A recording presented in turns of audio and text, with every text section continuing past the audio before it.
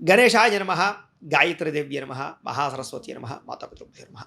ముందుగా ప్రేక్షక వీక్షణ మహాశీలందరికీ కూడా నమస్కారం.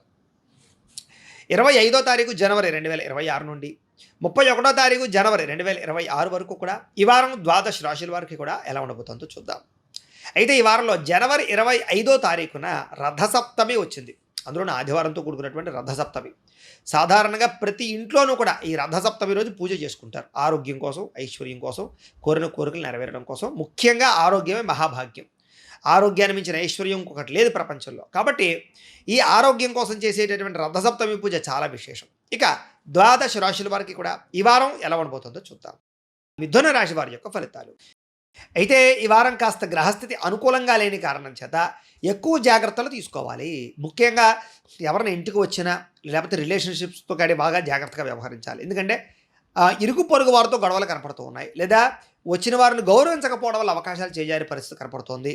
శత్రువులు పెరిగే అవకాశం కనపడుతుంది. నరదృష్టి నరఘోష బాగా కనపడుతోంది. వ్యామోహాలు బాగా కనపడుతున్నాయి. అన్ని విషయాల్లో జాగ్రత్త తీసుకోవాలి. ముఖ్యంగా స్త్రీ పురుషుల మధ్య వ్యామోహాలు పెరిగిపోవడం వల్ల కూడా కొత్త సమస్యలు, వివాహేతర సంబంధాల సమస్యలు ఎక్కువైపోతాయి. కాబట్టి అలాంటి విషయాలు ఎక్కువ జాగ్రత్తలు తీసుకోండి. ముఖ్యంగా చెడు పనులకు కానీ, చెడు వ్యసనాలకు కానీ దూరంగా ఉండాలి. చెడు వ్యక్తులకు దూరంగా ఉండాలి. చెడు సలహాలు ఇచ్చేటటువంటి వారికి కూడా దూరంగా ఉండడం మంచిది. అలాగే కష్టపడకుండా డబ్బులు రావాలనుకుని ఏదైనా షేర్లో పెట్టినా, ట్రేడింగ్లో పెట్టినా ఎక్కువ నష్టపోతారు. బెట్టింగుల జోలికి అసలు వెళ్ళకండి.